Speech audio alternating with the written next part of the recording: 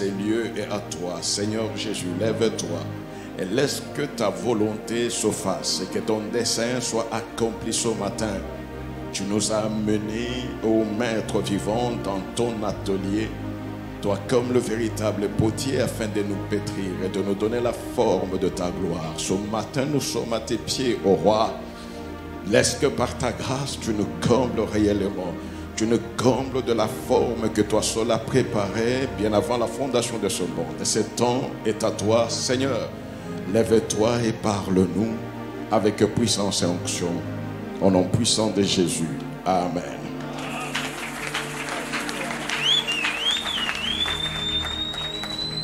Bonjour à tous.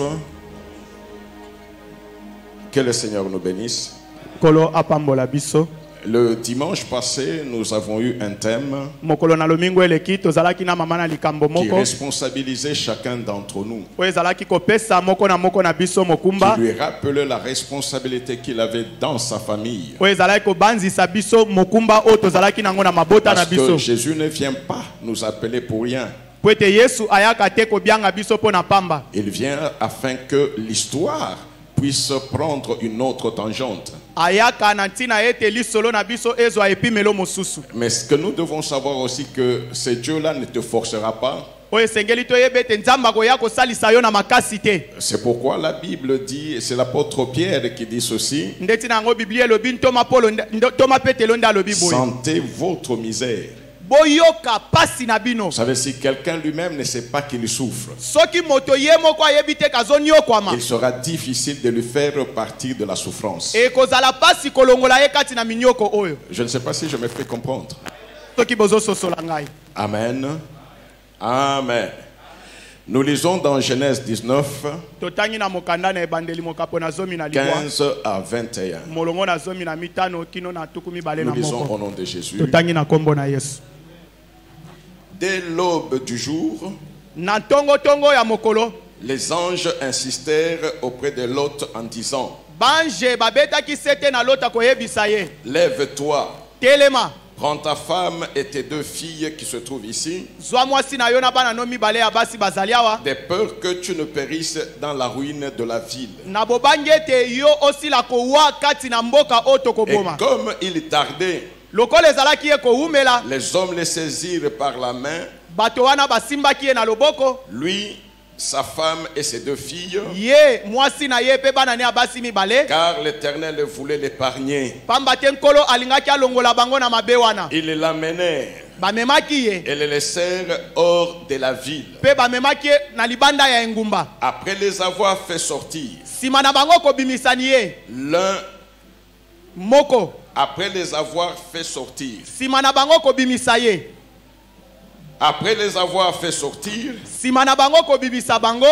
l'un d'eux dit: sauve-toi pour ta vie, ne regarde pas derrière toi, ne t'arrête pas dans toute la plaine, sauve-toi vers la montagne, de peur que tu ne périsses. L'autre leur dit: avant que le désastre m'atteigne et je périrai. Voici, cette ville est assez proche pour que je m'y réfugie. Et elle est petite. Oh, que je puisse m'y sauver. N'est-elle pas petite? Et que mon âme vive. Et il lui dit: voici, je t'accorde encore cette grâce, et je ne détruirai pas la ville dont tu parles. Hâte-toi de t'y réfugier, car je ne puis rien faire jusqu'à ce que tu y sois arrivé. Non, on termine à 21 plutôt. Et il lui dit: voici, je t'accorde encore cette grâce, et je ne détruirai pas la ville dont tu parles. Est-ce que quelqu'un peut acclamer pour la gloire de Dieu? C'est la base de notre bénédiction de ce jour. Ce texte de la parole de Dieu est la base de notre bénédiction aujourd'hui. Nous connaissons cette histoire-là et le Seigneur insiste que je revienne là-dessus. Il sait pourquoi. Moi-même aussi, je sais un peu pourquoi. Nous sommes dans un temps où nous devons accepter de quitter. Tu ne peux pas être partenaire de quelqu'un si tu n'as pas quitté quelque chose. Et je vous ai dit que personne ne peut quitter ou personne ne peut s'attacher sans quitter. Quand on parle de s'attacher à Christ, en d'autres termes, on parle de quitter quelque chose ou quelqu'un. Et l'histoire que nous venons de lire, c'est l'histoire de Lot. Nous connaissons très bien cette histoire-là. Amen. Je ne rentre pas en profondeur. Mais on sait au moins que par l'intercession d'Abraham, l'Éternel va promettre de sauver Lot. Il sauve Lot de Sodome et Gomorre, la ville de tous les maux, de toute perdition, la ville de l'orgueil. Amen. Alors, comme Lot était dans cette ville-là, et que Dieu avait résolu de détruire la ville par le feu. Amen. Mais Lot trouve grâce parce qu'il était allié à Abraham. C'est un peu le prolongement de ce que nous avons vu le dimanche passé. C'est Abraham qui était l'allié, le partenaire de Dieu. Dieu ne connaissait pas Lot. Il a connu Lot par Abraham. Amen. Il y a des gens qui sont connus de Dieu par toi. Ou il y a des gens que Dieu veut connaître par toi. Donc tout le temps que tu es en train de tergiverser, tu es en train d'exposer beaucoup de gens. Bien-aimés dans le Seigneur, Dieu ne change jamais. C'est pour ce Dieu-là que toi et moi, nous nous sommes déplacés pour arriver ici. Alors, mais si nous reconnaissons qu'il est Dieu, c'est-à-dire que nous sommes disposés à l'écouter et à faire ce qu'il attend de nous. Quand les anges arrivent à Sodome et Gomorre, ils trouvent ces désordres-là. Les péchés étaient normaux. Et ils ont poussé très loin ce que le monde commence à vivre aujourd'hui. Que le monde a même institutionnalisé. Que même l'Église a légitimé. Amen. Aujourd'hui, nous parlons de la sodomie. C'est parce que cette ville, c'est dans cette ville-là que ça se faisait. Donc un homme peut prendre intimement un autre homme. Et une femme peut prendre intimement une autre femme. Amen. C'était une abomination devant Dieu. Et c'est comme cela que Dieu a décidé de détruire Sodome et Gomorre. Mais comme Lot a trouvé grâce, Dieu envoie ses anges. On fait sortir Lot, sa femme et ses deux filles. Remarquez qu'à la différence de Noé, Noé, on ne l'a pas forcé à entrer dans l'arche. Noé est entré comme un véritable leader de sa famille,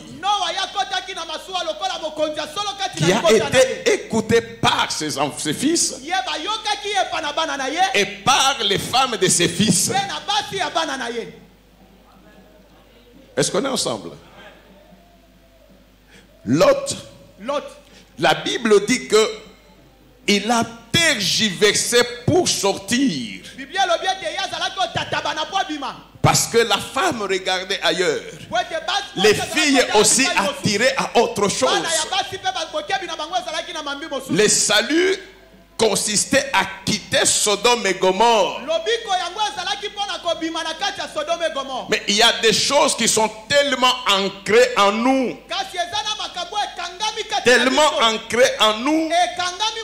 que ces choses-là deviennent notre nature. Même si Dieu a décidé de les faire partir de Sodome, Lot et sa famille ne pouvaient pas considérer que c'était un danger de rester à Sodome.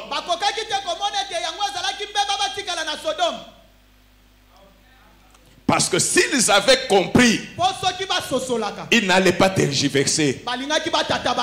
On vient, on vous dit ceci: cette ville sera détruite d'ici peu. Le mal est tellement abondé dans cette ville. D'ici là, cette ville n'existera plus. Tu as le temps, bien aimé, de rentrer dans la maison, d'aller chercher les lacets, d'aller voir tes bijoux qui étaient chez la voisine. Est-ce que là on dirait que ta tête fonctionne normalement? Un homme normal, même ta propre maison aujourd'hui, tu es à l'extérieur, tu vois un ange de l'Éternel, c'est-à-dire Dieu, qui te dit: ta maison là, ta maison comme tu la vois, elle va exploser d'ici quelques temps. Est-ce qu'on t'a donné le temps? Amen. Tu vas dire: non, je rentre voir là où j'ai laissé mes diplômes. Le réflexe normal, si je suis avec eux sous la véranda, je quitte la véranda, je sors de la parcelle, qu'on parle en dehors de la parcelle, c'est à eux de me dire: non, tu as le temps d'entrer et d'amener quelque chose. Même s'ils me disent ça, ils disent: les cas, c'est quelque chose là, le même Dieu qui me préserve, il me donnera demain. Ce qui est là-bas est déjà condamné. Mais l'autre est resté en train d'écouter femmes et enfants. Mais comme Dieu avait décidé de les sauver, on les a transportés de force. Hors la ville. Amen. Mais il y a quelque chose qui est très important. L'ange dit ceci à Lot: sauve-toi pour ta vie. Amen. Souvent quand je lis là-bas, je me dis: non mais comment? Mais quand on se sauve, c'est pourquoi? C'est pas pour la vie. Quand tu t'es sauvé, c'est-à-dire que tu as préservé la vie. Ceux qui sont restés seront morts. Mais l'ange dit: sauve-toi pour ta vie. C'est-à-dire, sauve-toi pour la vie, mais pas la vie physique seulement. En sortant de Sodome, tu as préservé ta vie physique. En montant sur la montagne, en allant sur la montagne, tu as préservé la vie éternelle. Amen. Ne sors pas seulement physiquement pour perdre le salut, pour perdre la vie éternelle. C'est lui qui est venu au secours. C'est Dieu. C'est lui qui connaît là où tu dois être préservé. C'est Dieu. Amen. Mais écoutez Lot. Lot dit ceci: non. Il parle à qui? À qui? À Dieu. Dieu qui lui dit, ne traîne pas sur la plaine. Tu vois là où il y a Sodome. Amen. Le niveau d'altitude de Sodome, dans toute cette partie qui a la même altitude que Sodome, ne reste pas là. Parce que Dieu savait que toute la plaine avait l'odeur de la malédiction, avait le vent de la perdition. Ne reste pas à ce niveau-là, monte de niveau, va jusqu'à la montagne. Quand tu seras sur la montagne, tu te seras sauvé physiquement et tu te seras sauvé pour ta vie. Mais l'autre en connaisseur, il dit non. Non, quelquefois ça me trouble. Tu sais que c'est Dieu. Tu sais, tu as vu les effets que c'est Dieu. Tu es même à Hosanna, tu vois, tu sais que ça c'est Dieu. Tu as même déjà témoigné par la grâce de Dieu. Mais ce que tu trouves toi à faire et à dire, c'est dire non à l'orientation de Dieu. Non, bien-aimé, sauve-toi pour ta vie. C'est ça le thème de ce matin. Sauve-toi pour ta vie. Tu viens à l'église. Oui, tout le monde voit que tu es chrétien ou chrétienne. Amen. Mais le Seigneur t'a dit d'être à la montagne. Tant que tu es sur la plaine, tu as encore la respiration du monde. Est-ce que ça va? Façon botale la ngainde. Nous continuons à dire la vie chrétienne, c'est un problème individuel. Ce n'est pas un problème de marketing public. Amen. C'est lui qui nous a appelés. Il est celui qui sonde les reins et les cœurs. Amen. Il sait ce que je pense. Il sait ce que tu penses. Mais sa volonté à lui est que personne ne se perde. Que les titres de ce monde ne nous aveuglent pas.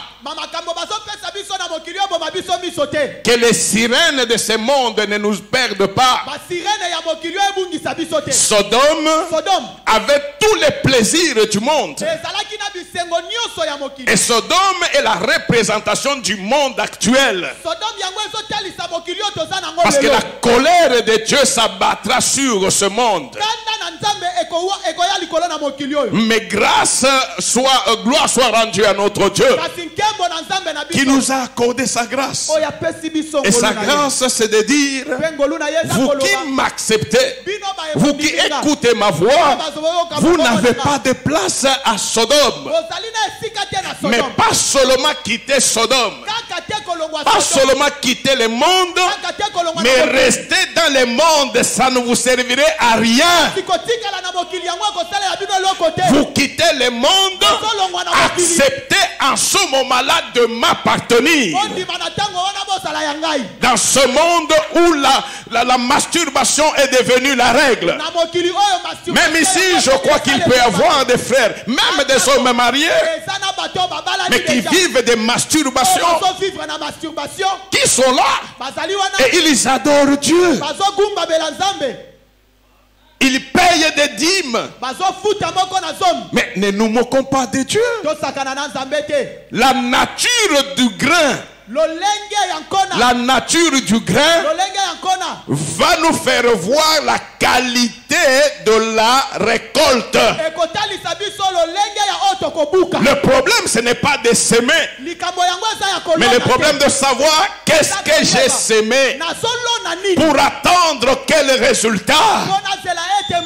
Des femmes mariées qui se masturbent, elles peuvent être là même aujourd'hui, mais elles chantent pour Dieu. Elles sont à l'église. Des jeunes filles, n'en parlons même pas, qui sont des lesbiennes même à l'église. Elles servent Dieu. Mais de quel Dieu nous parlons, bien-aimés? Christ, qui est le chef de l'église, il a dit ceci: je vous laisse dans le monde, mais vous n'êtes pas du monde. Ne vous accoutumez pas au monde. Ne vous accoutumez pas. Amen. Amen. Je ne sais pas si nous comprenons. Ces choses-là te tuent et tuent ta famille. Et après tu viendras. Depuis que je suis là, je ne reçois rien. Tu as reçu quelque chose, bien-aimé. Tu as reçu selon ce que toi tu as semé. La Bible dit ceci: on ne se moque pas de Dieu. Ce qu'un homme aura semé, c'est certainement ce qu'il va récolter. Bien-aimé, toi tu peux passer, mais tu as des enfants. Ils vont perpétuer de génération en génération. Même si toi tu ne peux pas aimer l'autre, même tes propres enfants, tu les hais à ce niveau-là. Tu les hais à ce niveau-là. Comment est-ce que tu ne peux pas porter ce sacrifice-là de dire: il n'y a qu'un seul qui m'a connu? Et écoutez ce qu'il dit à Jérémie: moi je t'ai connu avant que tu ne sois dans les seins de ta mère. Oh, c'est cela qui me donne la fierté. C'est vrai que j'ai des parents biologiques, mais les parents biologiques ont été surpris de me voir. Il y a un seul qui n'a pas été surpris. Il m'a connu avant que je ne sois dans les desseins de ses parents-là.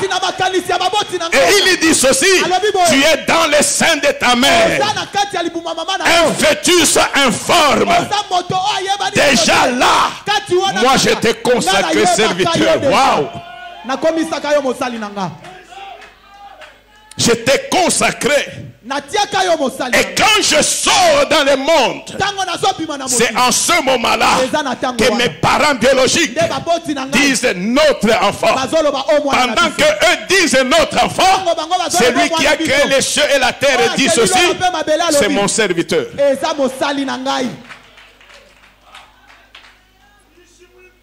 Amen. Tu as été conçu dans la gloire de Dieu, pour la gloire de Dieu. Ce temps, c'est le temps fixé où Dieu veut que la grande gloire, la nouvelle histoire puisse commencer avec lui. Mais cela ne viendra pas tant que tu es à Sodome. Frère, laisse la masturbation. Maman, laisse la masturbation. Que les effets du monde restent dans le monde. Jeune fille, pourquoi vous vous prenez entre vous? Pourquoi? Et vous vous dites chrétienne. Tout peut être caché devant les hommes, mais jamais devant Dieu. Jamais devant Dieu. Amen. Sauve-toi pour ta vie. Sauve-toi pour ta vie. Tu es venu à l'église, il n'y a pas de problème. Même les satanistes entrent à l'église. Mais ce qui nous différencie, c'est quoi? Je ne suis pas venu à l'église pour qu'on me voie. Je suis venu à l'église parce que j'appartiens à Christ.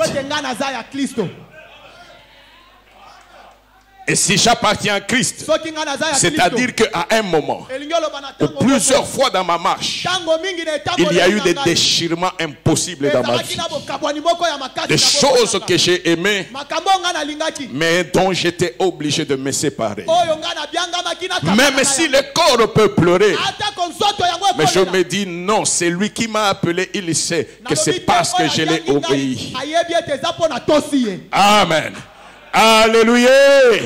Alléluia. Ne sois pas là où il y a la grâce et passez comme Judas. Je disais à beaucoup il y a quelques années en arrière, le Seigneur est en train d'écrire une page de gloire. Aujourd'hui, les gens comme les Freddy là sont en train de voir la gloire de Dieu. Alors que quand on a commencé, c'était en 2000. Toi, tu es arrivé aux en 2000 combien? Pardon? 2004. Amen. En ce moment-là, il n'y a aucune forme. Maurice, soit été en 97. Pasteur Jean-Jacques, toi, c'était en 95. Amen. Nous acclamons pour la Amen. Donc ceux de 95, quand je commence, ils ont entendu ce bruit-là. Peut-être on regarde la personne, on se dit c'est la folie. Oui, bien-aimé, c'est lui qui est passé par la croix. Il passe par la croix. Là où cet homme-là a dit, tout est accompli. Oh! Les manques sont comblés. Les insuffisances sont restaurées.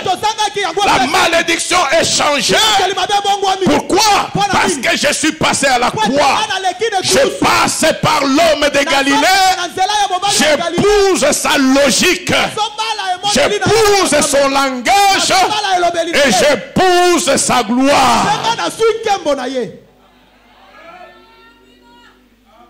Amen. Je ne peux pas rester celui que j'étais. Ce n'est pas un problème que quelqu'un te dise tu es ceci. Non. C'est un problème que moi, Kamou, je dise à Kamou. Tu ne me retiendras pas. Je ne suis pas de Sodome. Je ne suis même pas de Soar. Je suis de la montagne. L'autre dit à Dieu, non, je n'arriverai pas à la montagne. Dieu, tu ne savais même pas ce qu'il allait faire. C'est lui qui te dit, je vais détruire. Mais là où tu seras en sécurité, à la montagne, toi tu dis à Dieu, non, moi je connais ces milieux.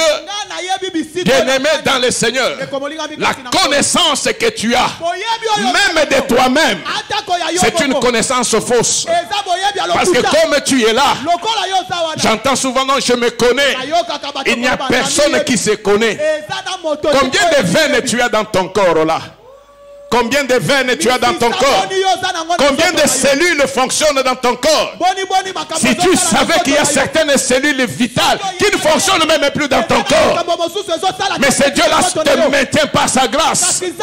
Moi je me connais. Moi je suis comme ça.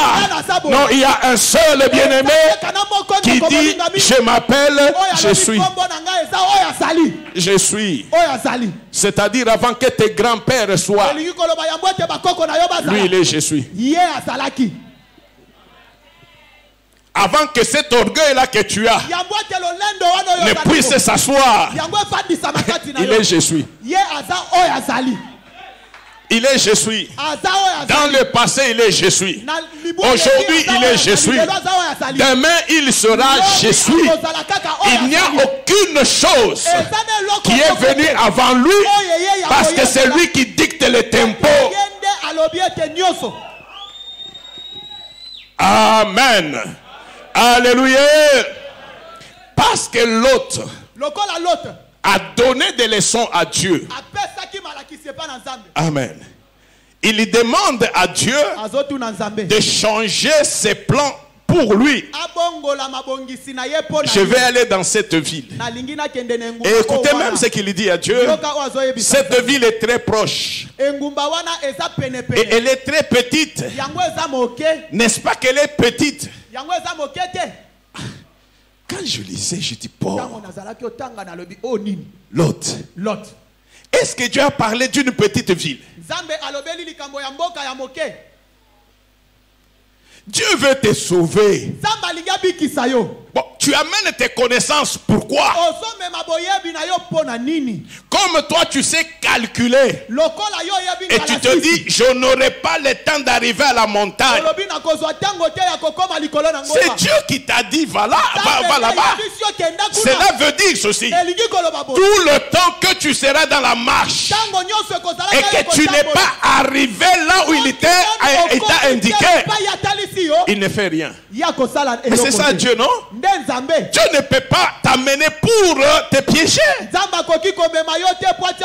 Alors dis non, je vais aller dans cette ville ici. C'est une petite ville. N'est-ce pas qu'elle est petite, hein, Dieu? N'est-ce pas, hein? Laisse-moi aller dans cette ville-là. Écoutez bien la réponse de l'Éternel.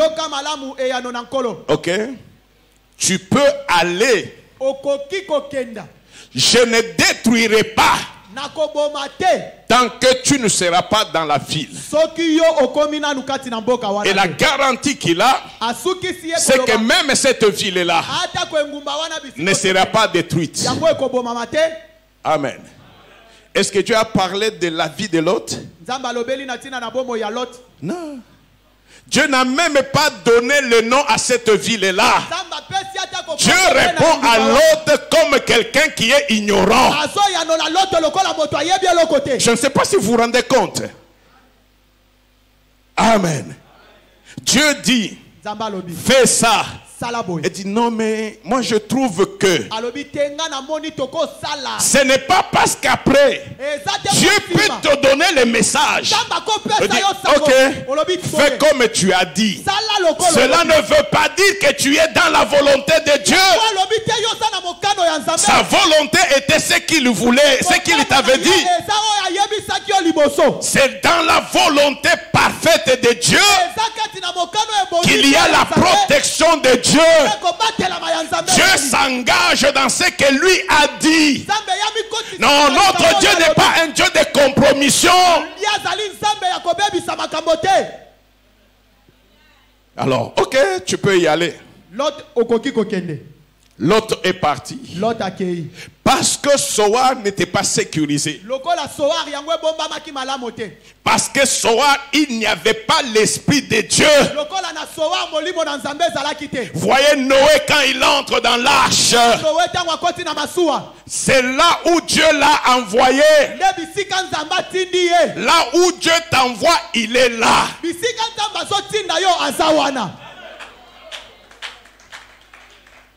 Amen. Là où Dieu t'envoie, il est là. Dans l'arche de Noé, on dit Noé. Or, en réalité, ce n'était pas l'arche de Noé. C'était l'arche de qui? De Dieu. Oh, qui a donné le plan? Qui a donné les moyens? Qui a donné l'intelligence? Qui a fermé même? C'est pas l'arche de Noé. C'est l'arche de Dieu. L'architecte c'était Noé. L'architecte n'est pas le propriétaire.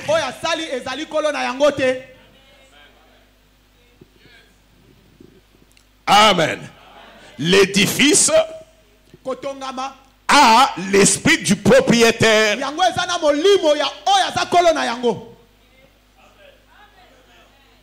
L'arche, le propriétaire était présent dedans.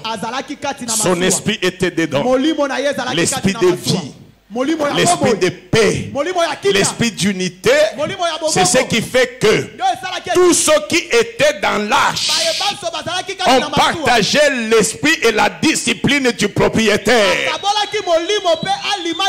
Le lion a cessé d'être lion quand il est entré dans l'arche, parce que son esprit de lion est resté dehors. Mais quand il est entré, c'était l'esprit l'esprit de Dieu qui veut préserver la nature et l'espèce.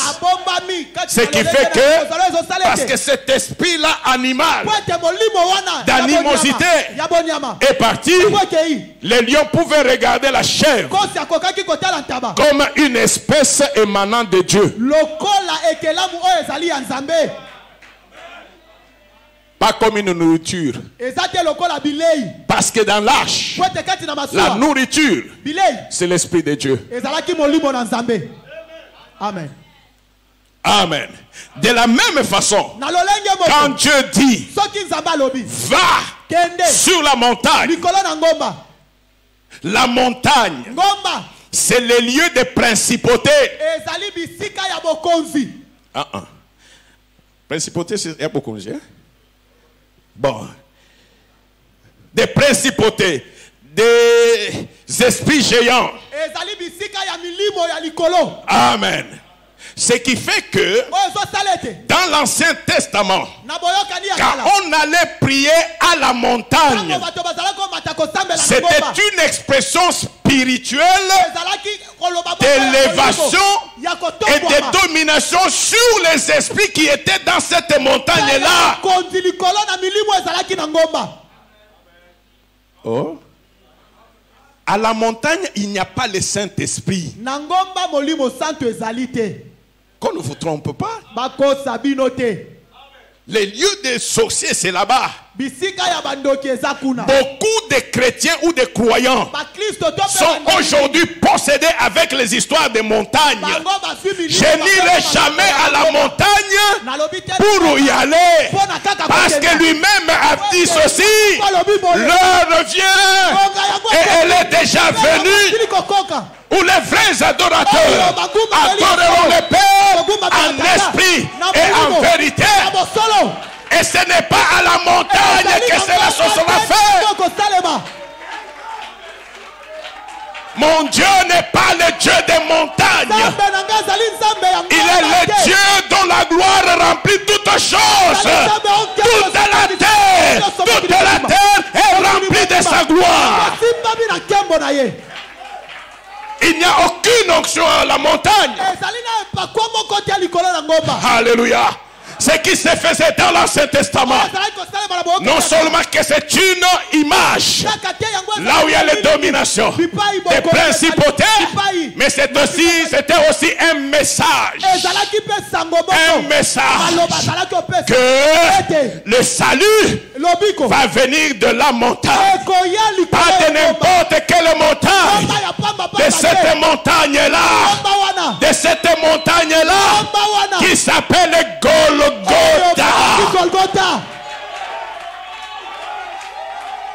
Dieu dit à Lot, ne traîne pas dans les morts. Le salut, la victoire sur Satan, sur Sodome sera obtenu à la montagne. Va à la montagne, tu seras au sommet des principautés, des dominations, parce que c'est moi qui t'ai donné cette montagne-là. Les esprits de masturbation, les esprits d'impudicité, les esprits de vol, les esprits de haine, les esprits de division, de critique sont rassemblés à la montagne. Toute la plaine est submergée par ces esprits-là. Si tu veux te sauver pour ta vie, va monter sur la montagne. Dès que tu y seras, je te donnerai la domination sur tous les esprits de cette contrée-là.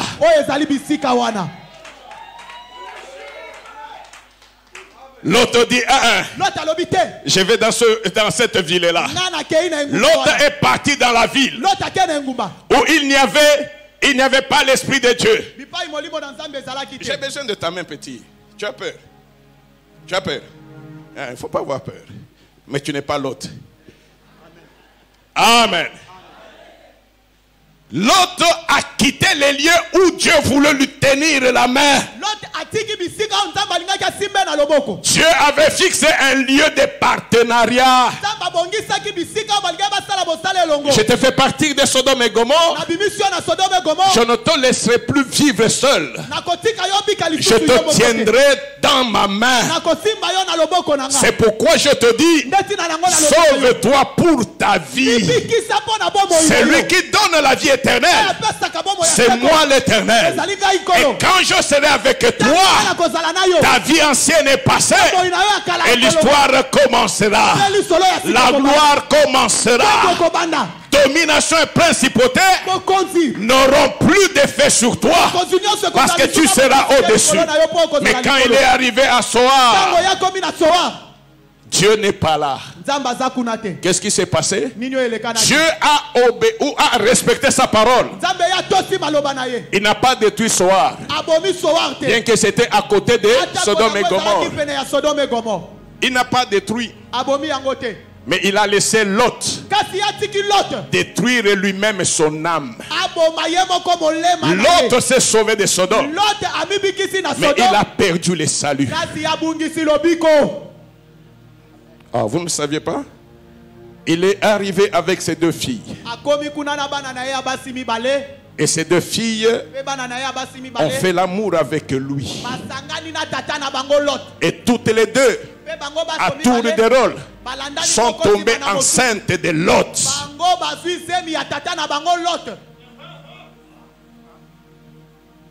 Ah oui. Dieu lui avait dit, sauve-toi pour ta vie. Je connais tout de la plaine. Il n'y a aucun lieu où tu peux être en sécurité. Hosanna, il n'y a aucun lieu. Le monde, c'est le monde. Je te donne un lieu pour que tu ne sois pas détruit avec le monde. À la croix de Golgotha, un homme a crié, tout est accompli. Le sang qui a coulé là-bas, c'est un sang qui rend capable, un sang qui donne la victoire, un sang qui restaure et qui régénère. J'ai mis en toi l'esprit de discernement. Tu n'es pas un animal, mais toi tu es un homme. Pour voir que ton corps est un corps de gloire, pour que tu fasses de ta vie et de ton passage sur terre l'écriture de gloire de Dieu Tout-Puissant, mais par le Saint-Esprit. Pourquoi tu laisses que le monde t'entraîne? Mais c'est seulement le dimanche que nous venons comme des chrétiens. Tu es en train de préparer comme Lot ta propre mort. Mieux vaut mourir physiquement, mais pas spirituellement. La mort physique est le passage de tout homme. Et pour ceux qui sont dans le Fils de l'homme, la mort physique n'est pas mort. La mort physique s'appelle repos, s'appelle sommeil, afin d'attendre le jour glorieux. On entendra le son de la trompette. Non, je soupire après ce moment-là. Je soupire après ce moment-là où toute la terre entendra retentir le son. Un son et un timbre net. Même les morts entendront. Et au son de la trompette, les morts vont ressusciter, parce que l'heure du Seigneur est arrivée. Bien-aimé, tu ne resteras pas éternel physiquement. Pour ton anniversaire, tu détruis ta relation avec Dieu. Or, cet anniversaire-là est en train de t'approcher de son jugement. Comment est-ce que nous avons honte de témoigner Christ dans notre attitude? Mais nous voulons montrer que nous sommes des ouvriers à l'église. Non, l'église est l'église de Christ, qui n'a bâti par son sang. Il est le seul qui signe et qui répond de l'église. Faisons des bêtises dans les organisations des hommes, pas dans l'église. Je dis bien pas dans l'église. Si nous ne connaissons pas Dieu, l'autre a su connaître Dieu. Vous savez que même si la Bible ne le dit pas, quand ces choses ont commencé à arriver, certainement que l'autre a crié, mon Dieu, je peux maintenant aller à la montagne. Dieu lui a fait voir que je n'ai jamais été ton Dieu. Je suis le Dieu d'Abraham. Et toi, tu es le cousin d'Abraham. Je t'ai connu par mon nom et par mon serviteur. Tu n'as aucun lien avec moi. Parce que tu n'as pas de lien avec moi. C'est pourquoi tu n'as pas obéi à ma parole. Amen. Amen. Sauve-toi pour ta vie. Entrer à l'église, c'est rien. Entrer à l'église, c'est rien. Respecter la parole de Dieu. Avoir Christ dans sa vie. En ce moment-là, tu te seras sauvé pour ta vie. Jean 8 et 31 jusqu'à 36 nous dit ceci. Vous connaîtrez la vérité et la vérité vous affranchira. Si le Fils de l'homme vous affranchit, vous serez réellement libre.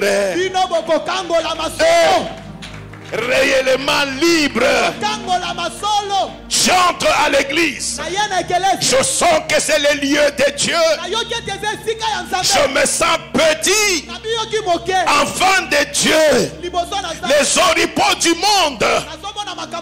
On dit très bien que c'est le pouvoir du monde. Je suis dans le monde où il y a tous ces pouvoirs-là. Mais je ne suis pas du monde. Ce qui fait que, parce que je suis dans le monde, je peux avoir certains grades. Je peux avoir certaines connaissances. Mais je ne suis pas du monde. N'étant pas du monde, je rentre dans la logique de notre royaume. Pourquoi? Parce que je suis habitué à notre royaume. Dans le monde, c'est un passage. Bien-aimé dans le Seigneur, tu vis chez toi, tu voyages pour une semaine chez ton cousin qui est aux États-Unis. Tu arrives là-bas, tu changes toutes les habitudes. Amen. Quand tu vas rentrer chez toi, qui va souffrir? C'est ton cousin là ou bien c'est toi? Je pars. Même s'il y a une autre vie là-bas, je sais au moins quelle est ma vie. Amen. Parce que chez eux, tu peux aller à la plage, même nu. Et tu te dis quoi? Paul avait dit, je suis romain avec les Romains.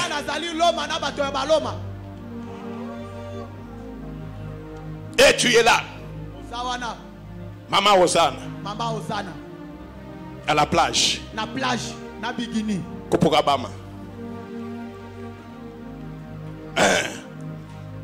Amen. Et tu mets même sur les statues. Oh, la bénédiction de Dieu.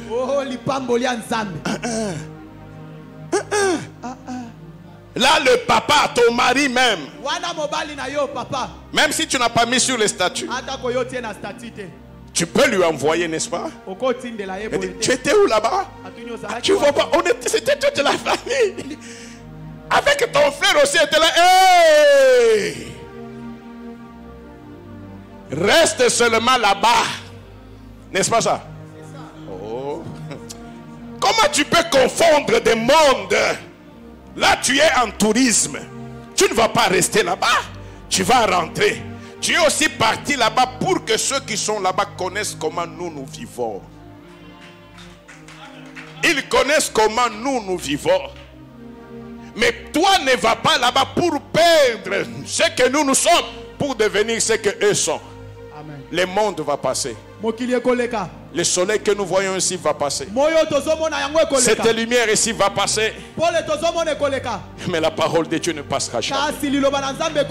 La parole de Dieu ne passera jamais. Bien-aimé, ne te maudis pas toi-même. Ne te distrais pas toi-même. Il n'y a rien de nouveau dans ce monde. Tout passera. Mais l'amour de Dieu, c'est ce qu'il nous donne ce matin. Il vient pour nous prendre même des forces, mais de nous faire sortir de Sodome. De grâce, ne restons pas dans la plaine. Ne resterons pas dans la plaine. Acceptons l'élévation. Christ qui nous attend. Il a tout accompli, ce n'était pas sur la plaine. C'était à la montagne. Et quand tu arrives à la montagne, parce que tu as cru en Jésus-Christ, il t'élève de telle sorte que les vicissitudes de la plaine, les brouhahas de la plaine, les pièges de la plaine ne puissent pas t'avoir. Quand tu crois en Jésus, l'homme qui a tout accompli sur le crâne. Crâne. C'est un Golgotha, non? Golgotha signifie quoi?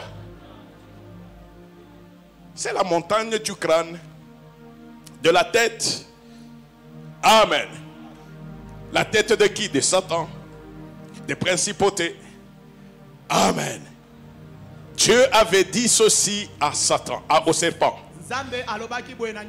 La postérité de la femme, pas de l'homme. Parce que cette postérité-là ne vient pas de la sémence de l'homme, mais vient de la sémence du Saint-Esprit.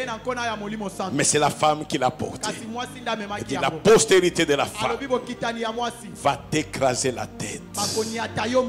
Amen. Et il devait lui écraser la tête à Golgotha, sur le crâne. Amen. Et voyez l'image. On n'a pas mis Jésus sur Golgotha comme ça avec ses pieds. Si Golgotha c'est le crâne, c'est le lieu qui représentait domination et principauté. Qu'est-ce qu'on a fait? On a mis la croix. En mettant la croix, on a mis Jésus au-dessus du crâne.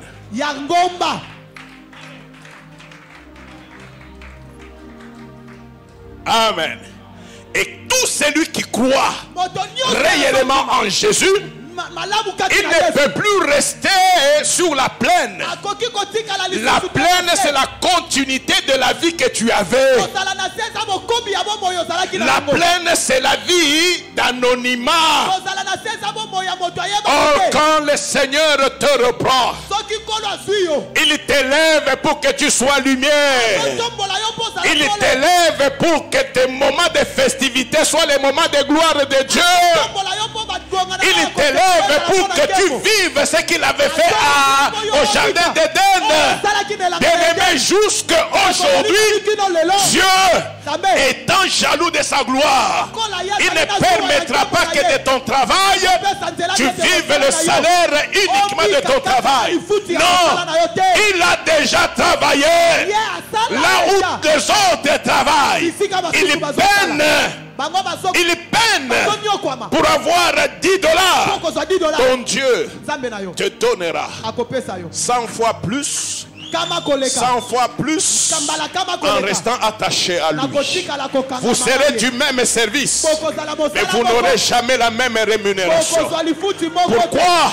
Parce qu'il sait rémunérer ceux qui sont sauvés. Les pièges sont sur la plaine. Les obstacles, c'est sur la plaine. Aucun obstacle ne peut te suivre au-dessus de la montagne. Aucun piège. Beaucoup servent Dieu selon leur convenance. Quittons la distraction. Croyons au Seigneur Jésus. C'est lui qui nous amène à la montagne. Aucune ville, aucune position, aucun département de l'église ne peut nous assurer la survie. C'est pourquoi ce matin, sois sincère avec Dieu. Il sait ce que tu fais, il sait ce que tu as, il sait ce que tu es. Alléluia. Si tu es venu ici, montre à Dieu que tu es venu pour lui. En ce moment-là, ton entourage verra la différence, ta famille verra la différence, la société glorifiera le Seigneur et tu deviendras un témoignage de la gloire de Dieu. Que le Seigneur bénisse sa parole.